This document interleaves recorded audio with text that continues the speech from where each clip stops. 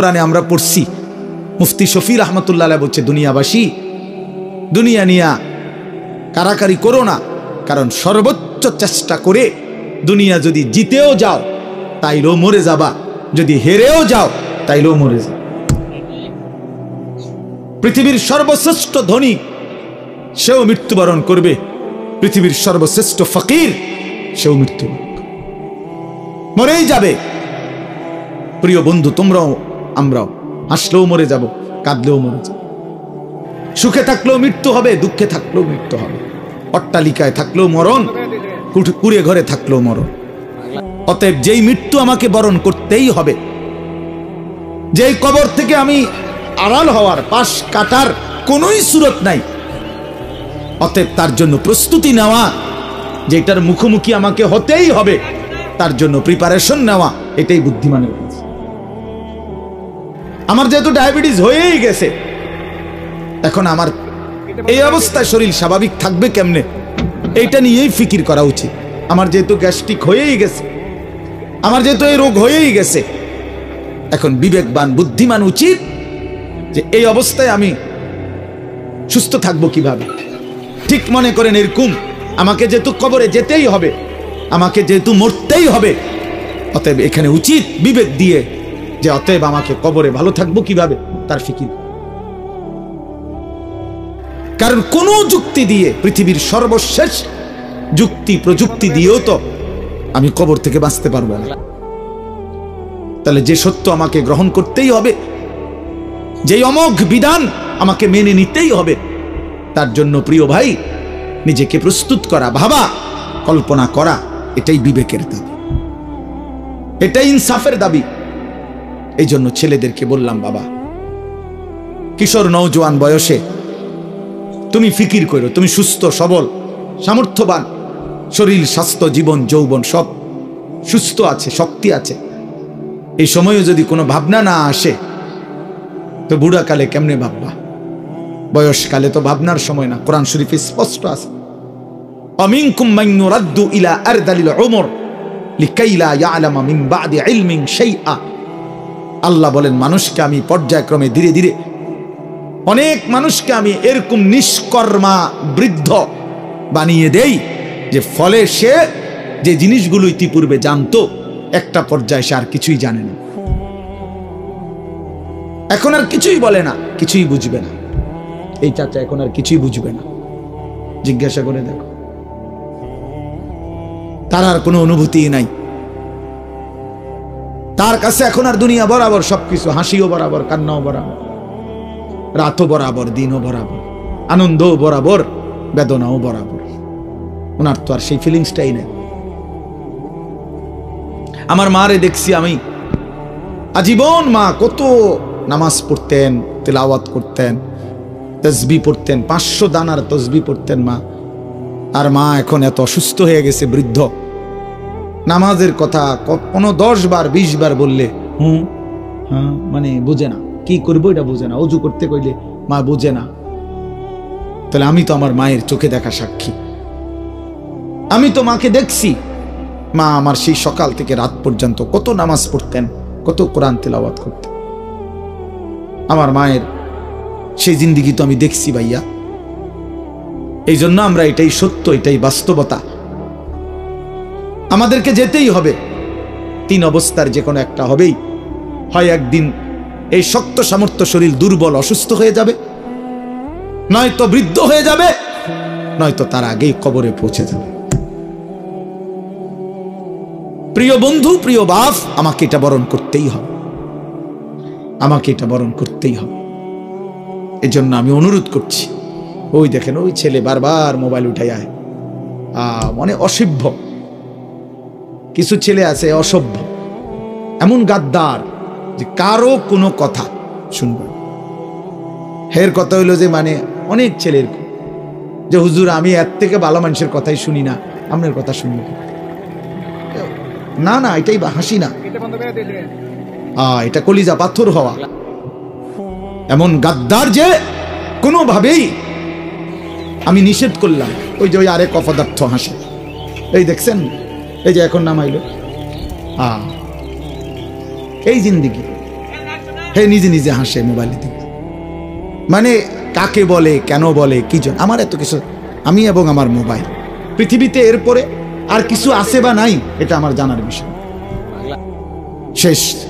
আমি এবং আমার একটা মোবাইল, এটাই রাত, এটাই দিন, এটাই হাসি, এটাই কান্না, এটাই আনন্দ, এটাই বেদনা, খালাস। মোবাইল দেখতে দেখতে ঘুমাচ্ছে, মোবাইল দেখতে দেখতে ঘুম থেকে উঠতেছে, রাত গভীর হয় মোবাইলে, ভোর আলোকিত হয় মোবাইলে। আহা, প্রিয় নওজোয়ান, আল্লাহ পাক তাইলে আমাদেরকে জন্যই সৃষ্টি করছেন। মাত্র 15,000 টাকা 14,000 টাকা দামের একটা মোবাইলের কাছে হেরে গেলাম। এত সুন্দর জীবন, অনন্তকালের আখিরাত সব ত্যাগ করে দিলাম। কি বন্ধু, চিরস্থায়ী জান্নাত ছেড়ে দিলা, জাহান্নামের জন্য সিদ্ধান্ত নিয়েই নিলা। এই নারী, এই ছবি, এই উলঙ্গ দৃশ্য, এই জিনা, এই ব্যভিচার, খোদার কসম ধীরে ধীরে তোমার জাহান্নামের দিকেই নিয়ে যায়। নুআল্লিহি মা তাওয়াল্লা ওয়া নুসলিহি জাহান্নাম। আল্লাহ বলছে, যে বান্দা আমার রাসূলের বিরুদ্ধাচরণ করবে এবং আমার ঈমানদার বান্দারা যে পথে চলে তার উল্টো পথে চলবে, আল্লাহ বলেন আমি তাকে সেই উল্টো পথেই চালাবো এবং একদিন সত্যি সত্যি আমি তার জাহান্নামে ফেলে দেব। খোদার কসম বাপ, এটা কোরআন শরীফের আয়াত। আমি এই মাত্র বলে আসছি, বলছি তোমরা যারা আমার একটা কথা মনে করো বাপ, ছেলেদেরকে তোমাদেরকে বলি, বাবা সারা দিন সারা রাত মোবাইলে নারী দেখো, ছবি দেখো, নাচ গান, এক ওয়াক্ত নামাজ যারা পড়ো না, কোনোদিন যারা ফজরের নামাজ পড়ো না, হালাল হারামের কোনো পার্থক্য নাই, কিন্তু কেউ তোমারে ফিরায় না। তোমার মা, তোমার বাবা, তোমার পাড়া, তোমার মহল্লা, তোমার দেশবাসী, কেউ তোমারে নিয়ে একটু ভাবে না, কেউ তোমার একটু ফিরায় না। একটা বার বলে না যে এই বাবা তুই কোন রাস্তায় যাচ্ছিস, কিরে তুই মুসলমানের ঘরে জন্ম নিয়ে এত নষ্ট হয়ে যাচ্ছিস কেন? যাকে কেউ ফিরায় না, কেউ বলে না, কেন বাপ? একটা বার একটা ছেলে শুধু তুমি আমার কথা ভাইবো যে কেউ তোমারে ডাকে না কেন? 365 দিনে খোদার একটা বছরে কোনোদিন ফজরের নামাজ পড়লা না, অথচ কেউ তোমার একটু বলেও না কিরে বাবা তুই মুসলমানের ঘরে জন্ম নিয়ে ফজরের নামাজ পড়স না কেন? সারাদিন রাত তুমি মোবাইলের মধ্যে নারী নিয়ে, ছবি নিয়ে পড়ে থাকো, কিন্তু আপন মা বাবা, আত্মীয় স্বজন, পাড়া পড়শি কেউ তোমারে ফিরাইবার জন্য একটু ডাকেও না, বলেও না। এমন হয়ে গেল কেন তোমার জীবনটা? কেউ তোমারে বাঁচাইতে চায় না কেন? মনে রাখো বাপ, মূল কারণ একটাই, তোমার উপরে আল্লাহর লানত পড়ছে, খোদার লানত, খোদার গজব পড়ছে তোর উপরে। এই জন্য আল্লাহর লানত পড়ে যার উপরে, তার থেকে গোটা সৃষ্টি মুখ ফিরায় নেয়। এটা মুখ ফিরায় নেয়, এটা জরুরি বিষয়, মুখ ফিরিয়ে নেয়। আমার মার বয়স এই মাত্র বললাম, আমার মা, আমি বললাম কিছুই বুঝে না, কিন্তু সেই মা আমার এখনো মনে আছে। একটা আশ্চর্য বিষয় হলো 75 বছরের কম হবে না মার বয়স। মা আমার এখনো আমারে বলে, আমারে দেখলে বলে বা আমগরে বলে, আমার 44 বছর বয়স, আমার 4টা সন্তান আছে, আমি আজকে 21 বছরের চাইতে বেশি ওয়াজ মাহফিলে যাই আলহামদুলিল্লাহ আল্লাহর দয়া। কিন্তু কসম আল্লাহর, মা এখনো আমারে বলে ফুত নামাজ পড়ছো, নামাজ পড়ছো। আমারে সব সময় বলে মা ফুত চাইও, মানুষের কত আনে মাহফিলে যাও, মানুষের লগে চাইও টাকা পয়সা লইয়া, ঝামেলা করো না। কতবার যে কইছে এই কথা, এটা মা আমারে আমার জীবনে। কিরে বেটা, আমার 75 বছরের মা তো, আমি 44 বছরের ছেলে, আমি আমারে আজও ডাকে, তোরে কেন ডাকে না? তোর উপরে কোন খোদার লানত পড়ছে বেটা? এই জন্য তো অব্যাহত ভাবে চোখের সামনে ছেলেটা চরিত্রহীন হয়ে যাচ্ছে, লম্পট হয়ে যাচ্ছে, এক ওয়াক্ত নামাজ পড়ে না, কেউ তারে ডাকে না। আহা, কেন এমন হয়ে গেল বাপ? তুমি এত বড় বঞ্চিত হইলা কেন? বলো ভাইয়া, তুমি মনে করছো তুমি সুখের সাগরে হাবুডুবু খাচ্ছ? না ভাইয়া, তুমি তো ধ্বংসের সাগরে হাবুডুবু খাচ্ছ। তুমি তো ভাবছো তুমি বড় মজায় আছো, তোমার মাথার উপরে কারো ছায়া নাই। আসলে তো তোমার উপরে খোদার লানত, এই জন্য কেউ তোমারে ফিরাইবার চাচ্ছে না। এই জন্য বিবেক থাকলে আমার এই কথা ভাইব, বিবেক থাকলে ভাইব। আমি তো ধমক দিলাম, তোমারে কেউ ধমক দেয় না কেন? কেন ধমক দেয় না? তোমারে কেউ ফেরায় না কেন? হ্যাঁ, এই জন্য দোস্ত দয়া করে এটা ভাবা উচিত। আমরা ইনসাফের সাথে আমাদের এটা ভাবা উচিত। আমরা যদি এটা ভাবি, আমাদের জীবন সুন্দর হবে। এই কথাটাই আমি শুরু করছিলাম। আল কাইয়িসু মান দানা নাফসাহু, নবীজি বলছেন সে বুদ্ধিমান যে নিজের হিসাব করে। ও আমিলা লিমা বাদাল মাউত, এবং মৃত্যু পরবর্তীর জন্য আমল করে। সেভাবে আমি কে, আমারে কে বানাইলো, আমি আসলাম কোত্থেকে, কেন বানাইলো, আত্ম উপলব্ধি, নিজের বিবেক, নিজের জাগা। আসলে আমি কে? আমি মানুষ না জানোয়ার? এতটুকু বুঝ, বুদ্ধি, আকল, দিমাগ যদি দোস্ত আমার না থাকে, তা আমি মানুষ হলাম কিভাবে, মুসলমান হলাম কিভাবে? মাসালুল লাযী ইয়াযকুরু রাব্বাহু ওয়াল্লাযী লা ইয়াযকুরু রাব্বাহু মাসালুল হাইয়্যি ওয়াল মাইয়্যিত। নবীজি বলছেন যে আল্লাহকে স্মরণ করে আর যে করে না, এই দুইজনের মধ্যে উদাহরণ হলো একজন জীবিত, একজন মৃত। নাফরমান মুর্দা, ইমানদার জীবিত। রাসূলুল্লাহ সাল্লাল্লাহু আলাইহি ওয়াসাল্লাম বলছেন, ইন্নাল্লাযী লাইসা ফি জাওফিহি শাইউম মিনাল কুরআন কাল বাইতিল খারিব। প্রিয় বন্ধু শুনো, নবীজি সাল্লাল্লাহু আলাইহি সাল্লাম বলছেন যে এই কলিজার ভিতরে আল্লাহর কোরআন নাই, কোরআন কিছু পরিমাণ কোরআন শরীফও নাই, 10টা সূরাও শুদ্ধ পড়তে জানে না, 10টা সূরাও মুখস্থ পারে না, আল্লাহর কালামের কিচ্ছুই জানে না।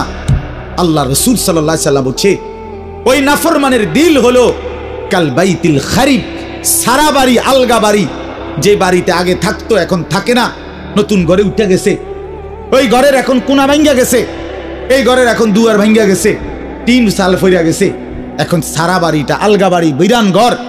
সেই ঘরে এখন কুত্তা থাকে, সেই ঘরে এখন বিড়াল থাকে, সেই ঘরে এখন সাপ বিচ্ছু থাকে, মানুষ থাকে না। খোদার কসম, নবীজি বলছে যে কলিজার ভিতরে আল্লাহর কোরআন নাই, ওই কলিজার ভিতরে মানুষ থাকে না, কুত্তা থাকে, কুত্তা।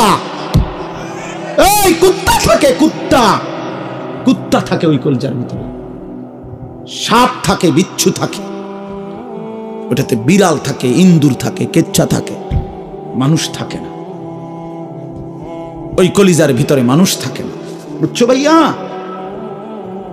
কাজে তোমাদের যাদের জবানে আল্লাহর কোরআন নাই, তোমাদের যাদের দিলে মাওলার কোরআন নাই, তো তোমার এই ভেতরটা জন্তু জানোয়ারের ঘর, কুকুর বিড়ালের ঘর। আর চারো শোনো মিয়া, কোরআন শরীফে সূরা আরাফের মধ্যে আছে কোরআনের আয়াত, ওয়াত্তাবা হাওয়াহু ফামাসালুহু কামাসালিল কালব। সরাসরি কোরআনের আয়াত, সরাসরি কোরআন শরীফের আয়াত। আল্লাহ তাআলা বলছেন যে মনের ইচ্ছা মতো চলে, মনের চাহিদার অনুসরণ করে, আমার মনে যা চায়। কেন নামাজ পড়ো না? তোমার মন চাইছে দেখে। আর কি কারণ? তোমার মন চাইছে, তুমি পড়ো না কেন? সারাদিন নারী দেখো, ছবি দেখো, তোমার মন চাইছে, এই তো না, আর কি তো কিছু না। কেন পেশাব করে পায়খানার পরে ঢিলা কুলুক, টয়লেট পেপার, পাক নাফাকের কোনো পার্থক্য বুঝো না কেন? কারণ তোমার মন চাইছে, মন চাইছে। রাতের বাইজা গেছে 3টা, তুমি ঘুমাও না। দিনের বাইজা গেছে 10টা, তুমি ঘুম থেকে ওঠো না, কারণ তোমার ইচ্ছা, তোমার মনে যা চাইছে তা। আল্লাহর কসম বাপ, আমার কথায় রাগ করো না। আল্লাহ তাআলা কোরআনে বলছে এরকম মনের ইচ্ছার যে অনুসরণ করে, মনের যা চায় তাই করে, আল্লাহ বলছে তার উদাহরণ হলো কামাসালিল কালব, কুত্তার মতো, কুত্তার মতো, কুত্তার মতো, কুত্তার মতো, কুত্তার মতো। এই নামাজি, বেনামাজি, বেহায়া, মনে রাখিস তোর জিন্দেগি কুত্তার জিন্দেগি। তোদের যাদের কপালে সেজদা নাই, তোমাদের জীবন কুত্তার জীবন, মনে রাখো। জীবন এটা কামাসালিল কালব। কই হারুন, কই কও কামাসালিল কালব, কালব অর্থ কি কও? বলো, এরা তো সব আমার ছাত্র, হারুন, এই যে রবি, বলো। কামাসালিল কালব, কুকুরের মতো আল্লাহ বলছে কোরআন। এ তো কোনো ব্যাখ্যার কিছু নাই যে এক হুজুর কইছে এটা, আরেক হুজুর কইছে এটা, এরকম কথা বুঝেন নাই। এমনি এটা ব্যাখ্যার কিছু আছে এখানে? এটা তো স্বাভাবিক বাংলা, সোজা বাংলা। কামাসালিল কাল, কুকুরের মতো। ওই জিন্দিগি কুত্তার জিন্দিগি, যে জিন্দিগি নাফরমানের জিন্দিগি, নাফরমানের জীবন। এজন্য দোস্ত রহম করো নিজের উপর। আমার চিৎকার চেঁচামেচির একটাই মাকসাদ, সারাটা বছর আমি চিল্লাই, এই এক কথার ফেরি করি, তুমি তোমারে কদর করো। আমার বাবা, আপনাদেরকে বলি, বাবারা যারা বয়স্ক আছেন, আপনি ইনসাফের সাথে বলেন, আপনি মুসলমান, 60 বছর ধরে আপনি মুসলমান, আপনি এখনো বিড়ি সিগারেট খান, আপনি ফিরবেন কখন? বলেন বাবা, 60 বছর ধরে এখনো আপনি চা দোকানে টেলিভিশনে নাচ গান না দেখলে আপনার রাতের ঘুম হয় না। আস্তাগফিরুল্লাহ, এত বছরেও আপনার নাফরমানি ছাড়ার সময় হয় নাই? 60 বছর বয়সেও মুসলমান গালি দেয়, 60 বছর বয়সেও মুসলমান কিস্তি নেয়, 60 বছর বয়সে মুসলমান সুদ খায়, 60 বছর বয়সে মুসলমান টেলিভিশনে নাচ গান নর্তকীর ছবি দেখে। ছি ছি ছি ছি, এত নির্লজ্জ, এত বেহায়া ইমানদার বুড়া মানুষ হইতে পারে না। এত বেহায়া কোনো ইমানদার বুড়া হইতে পারে না বেটা, এটা বুঝা উচিত, এটা ভাবা উচিত। আলাম ইয়ানি লিল্লাযীনা আমানু আন তাখশা কুলুবুহুম লিযিকরিল্লাহ। আল্লাহ বলছে, মুমিন, আমি আল্লাহর ভয়ে তোমার মনটা নরম হওয়ার সময় আজও হয়নি? আমারে ডাকবা না তাইলে? আলাম ইয়ানি লিল্লাযীনা আমানু আন তাখশা কুলুবুহুম লিযিকরিল্লাহ ওয়া মা নাযালা মিনাল হক। রব্বে কারীম বলে, বান্দা আমার শরণ, আমার জিকির, আমার বন্দিগি, আমার কোরআন পড়বার জন্য তোমার মনটা নরম হওয়ার সময় আজও কি হয়নি? আল্লাহ যেন ডাক দিয়ে বলছে, যুবক, 365 দিন তো হয়ে গেল, একটা বছর চলে গেল, বান্দা কোনোদিন ফজরের নামাজ পড়লা না, তাহলে কি বান্দা আর কোনোদিন পড়বা না? এই ফয়সালা দিয়ে ফেললা। 30 বছর ধরে সুদ খাও বান্দা, তাহলে কি এই সিদ্ধান্তই নিলা আর কোনোদিন ছাড়বা না? 20 বছর ধরে দাড়ি কাটতেছ, তাহলে কি এই ফয়সালাই নিলা যে আর কোনোদিন দাড়ি রাখবা না? 20 বছর ধরে ঘরে রঙিন টেলিভিশন চলে, প্রতিদিন নাচ গান নর্তকীর ছবি, তাহলে কি মুমিন ফ্যামিলির জন্য এটাই সিদ্ধান্ত নিয়েছো যে আমি আমার পরিবারকে আল্লাহর নাফরমানির উপরেই রেখে যাব? এটা কি নাফরমানি না? কথা বলেন না? তাইলে আর কোনোদিন কি ফিরবা না? আল্লাহ জানতে চাইছে, আল্লাহ জানতে চাইছে, বান্দা সময় কি আজও হয়নি? আমারে কি ডাকবা না? আমি কি একটা সেজদা পাবো না? আল্লাহ বলেছেন, আমি তো দুনিয়া বাদ দিতে বলি নাই, ওয়ালা তানসা নাসীবাকা মিনাদ দুনিয়া, দুনিয়া ভুলে যেও না। স্ত্রী তো আমি দিয়েছি, সন্তান তো আমি দিয়েছি, এই জীবনে যা উপার্জন করছো তো আমি দিয়েছি। ওয়াফিস সামাই রিজকুকুম ওয়া মা তুআদুন। আল্লাহ বলেন, আসমানে তোমাদের রিজিক, জমিনে না। কোথায়? ওয়াফিস সামাই রিজকুকুম, তোমাদের রিজিক আসমানে। মা উরিদু মিনহুম মির রিজকিন ওয়া মা উরিদু আন ইউতঈমুন। আল্লাহ বলে, বান্দা আমি তোমাদের কারো কাছ থেকে কোনো রিজিক চাই না, তোমরা কেউ আমাকে খাওয়াইতে হবে আমি এটাও চাই না। ইন্নাল্লাহা হুয়ার রাজ্জাকু যুল কুওয়াতিল মাতিন। নিশ্চয়ই আল্লাহই হচ্ছেন সুবিশাল ক্ষমতার অধিকারী, রিজিক দাতা। কায়নাতকে তো আমি খাওয়াই, আমারে তো কেউ খাওয়াইতে হয় না। সবার আশ্রয় তো আমি দেই, আমারে তো কেউ আশ্রয় দিতে হয় না, আমি তো সব করি। ওয়া ইনআমসাসকাল্লাহু বিদুররিন ফালা কাশিফা লাহু ইল্লা হু। আল্লাহ বলে, বলো না বান্দা, আমি যদি কাউকে মুসিবতে ফেলি, তাইলে সেই মুসিবত থেকে উদ্ধারকারী আমি ছাড়া আছে কে? কে আছে? কে বলে না বাপ? কে? ফালা কাশিফা লাহু ইল্লা হু।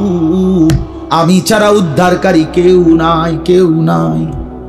ওয়া ইন ইউরিদকা বিখাইরিন ফালা রাদ্দা লিফাদলিহি।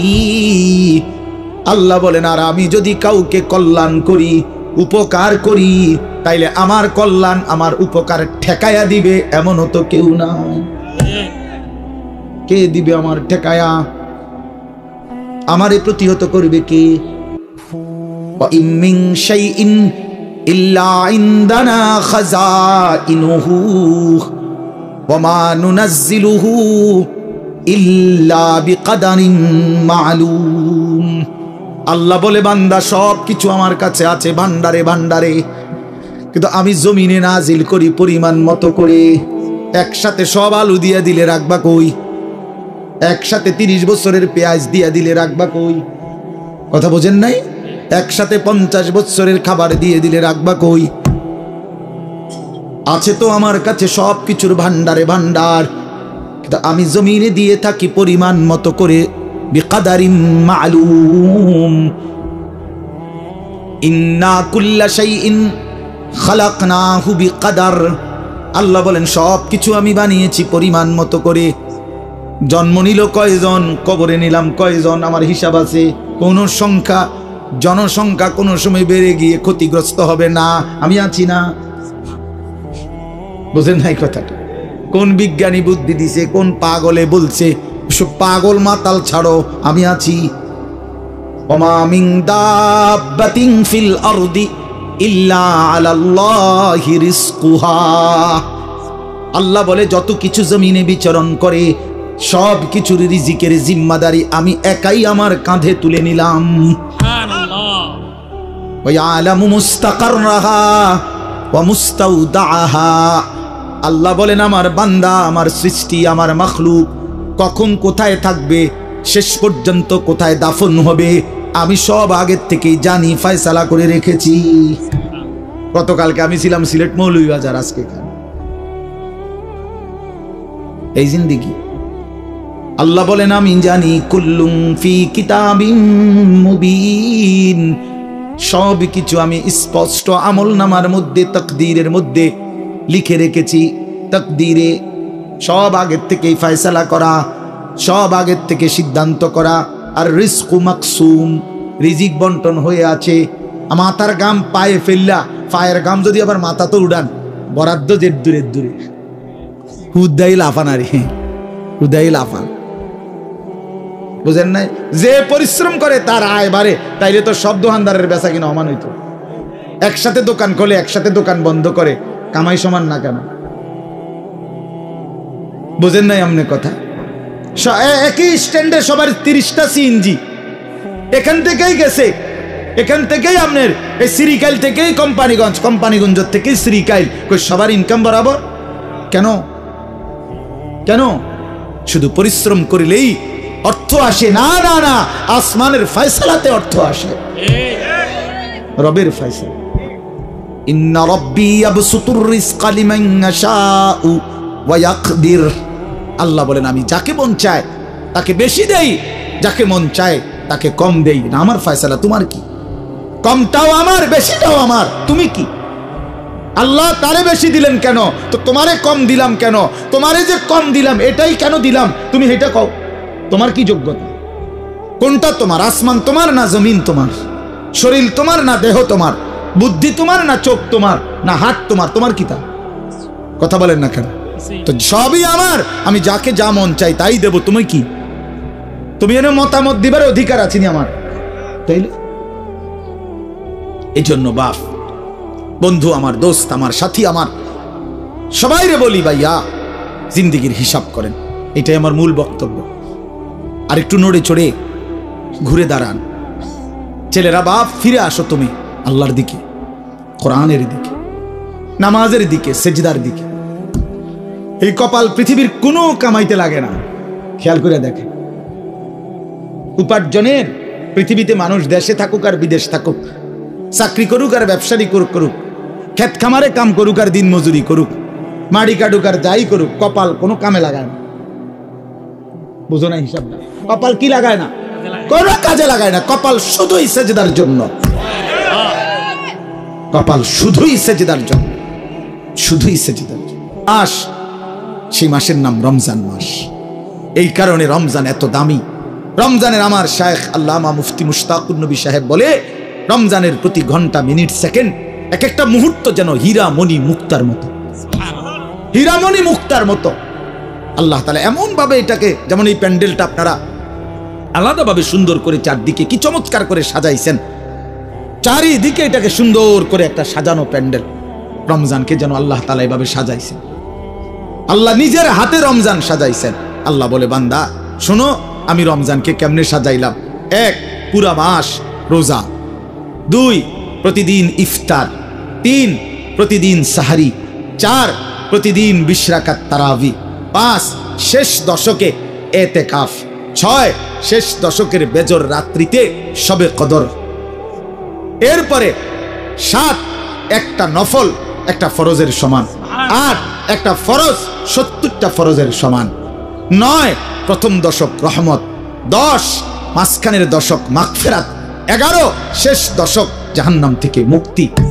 আল্লাহ বলেন, জান্নাতের দরজা খুলে দিলাম, জাহান্নামের দরজা বন্ধ করে দিলাম, সমস্ত শয়তানগুলোকে শেকলে বন্দী করে দিলাম, চারিদিক দিয়া গোলাইয়া সব গুছাইয়া বান্দা রাস্তা কেবল একটাই খোলা, দরজা কেবল একটাই খোলা। পুরা রমজান রাতে আসো, দিনে আসো, দুপুরে আসো, শুধু আমার গোলামি করবা, গুনাহ ছেড়ে দিবা, আর একটা দরজা দিয়েই সবাই ঢুকবা, শুধুই জান্নাত, শুধুই জান্নাত, শুধুই জান্নাত, শুধুই জান্নাত। কারণ দরজা তো খোলা একটাই, জান্নাতের দরজা, জাহান্নামের দরজা বন্ধ। এই মাসে আমি কোনো দিকে দেব না, শুধু জান্নাত দেব, শুধু জান্নাত, শুধু জান্নাত। এজন্য বাপ মহান আল্লাহ পাক রব্বুল আলামিন বলছেন, রমজান আমি কোরআন নাজিলের মাস। আমার শায়েখ বলে, আল্লামা মুফতি মুশতাকুর নবী সাহেব বড় সুন্দর বলছে হুজুরে, যে শুনেন আল্লাহ তাআলা রমজানকে বলছেন কোরআন নাজিলের মাস, এজন্য দামি বানাই দিয়েছেন রমজান। একটাবার চিন্তা করে দেখেন, প্রত্যেক রমজানে কোরআন নাজিল হয় না, রমজান নির্দিষ্ট একটি রমজানে না কোরআন নাজিল হয়েছে, কথা বুঝছেন না? কিন্তু ওই এক মাসে কোরআন নাজিল হয়েছে দেখা আল্লাহর এই জমিনে যতবার এই মাস ঘুরে ঘুরে আসতেছে 1450 বছর ধরে, প্রত্যেকবারই এই মাস দামি হয়ে যাচ্ছে। একটি রাতে শবে কদর কোরআন নাজিল হয়েছে, ফলে যতবার এই রাতটা ঘুরে ঘুরে আসে প্রত্যেক বছরই এই রাত দামি হয়ে যাচ্ছে। অতএব কোরআনুল কারীম এক রাত্রিতে নাজিল হয়েছে, এজন্য প্রত্যেকবারই ওই রাত্রি দামি। একটি মাসে নাজিল হয়েছে, এজন্য প্রত্যেক বছর ওই মাসটা দামি। এজন্য যে ইমানদার কোরআনকে বুকে আগলায় নিছে, কোরআনকে নিজের জীবনে গ্রহণ করে নিছে, রমজানকে আপন করে নিছে, খুদার কসম রব্বে কারীম তাকেও সারা বছর সারা জিন্দেগি দামি বানায় দিছে, দামি বানায় দিছে। এজন্য রমজান মাসের নাম কি? রমজান। রমজান উচ্চারণ করেছেন যিনি এই মাসের নাম, তিনি রহমান, আর তিনি নাজিল করেছেন কোরআন। এটা গ্রহণ করেছে যে সে হলো মুসলমান।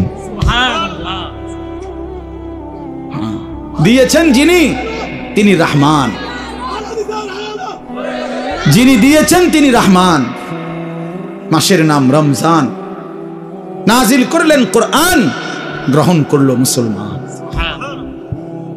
ফামান শাহিদা মিনকুমুশ শাহরা ফালিয়াসুমহু।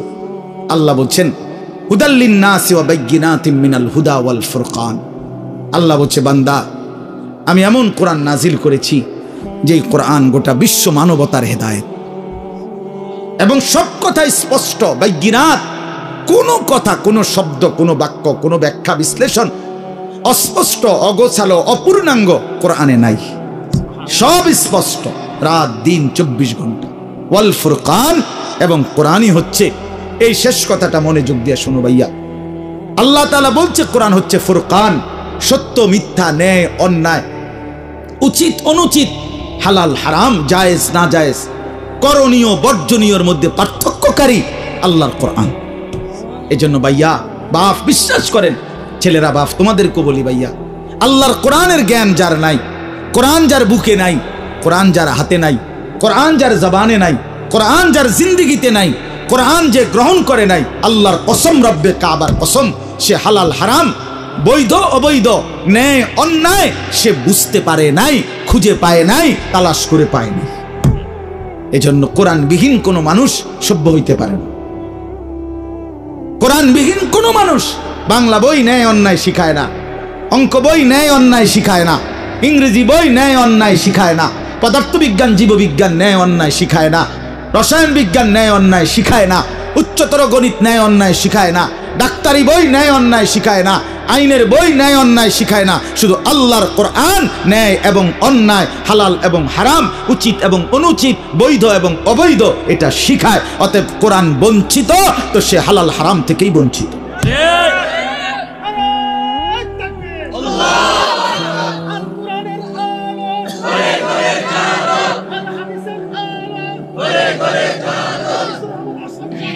অতএব এটা ফিকির করা চাই, এটা পার্থক্যকারী জ্ঞান। এজন্য আপনাদের সবার কাছে অনুরোধ, নিজের ছেলেকে নিজের মেয়েকে আল্লাহর কোরআন থেকে বঞ্চিত করবেন না। বাচ্চাটাকে দিন শিখান, আল্লাহর কোরআন শিখান। জীবনের সবচেয়ে বড় সম্পদ দিয়ে গেলেন।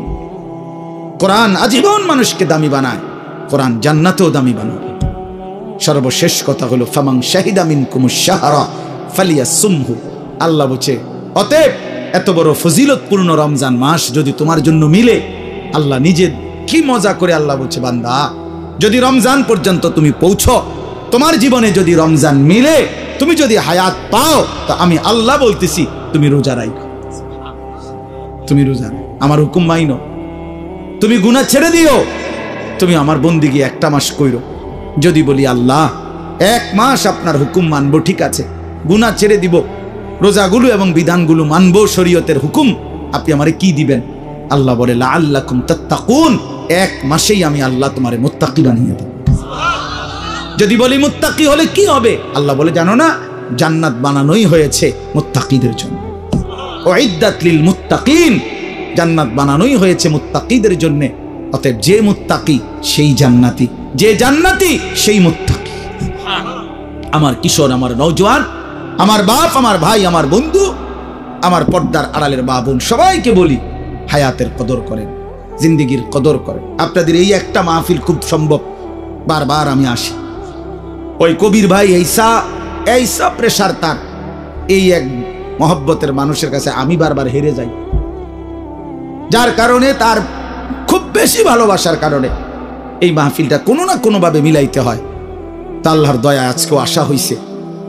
আমি সবার কাছে অনুরোধ করছি, আমাদের মাওলানা সানাউল্লাহ বয়ান করবে, আসছে ও, মাশাআল্লাহ, ও অনেক সুন্দর বয়ান করে, মাশাআল্লাহ।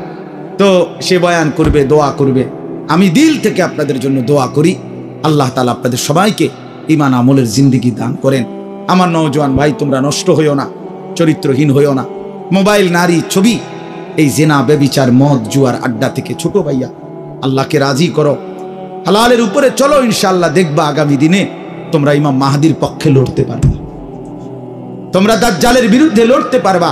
আগামীর ইসলামের পতাকা তোমাদের হাতে উড়বে ইনশাআল্লাহ, কালেমার পতাকা উড়বে ইনশাআল্লাহ।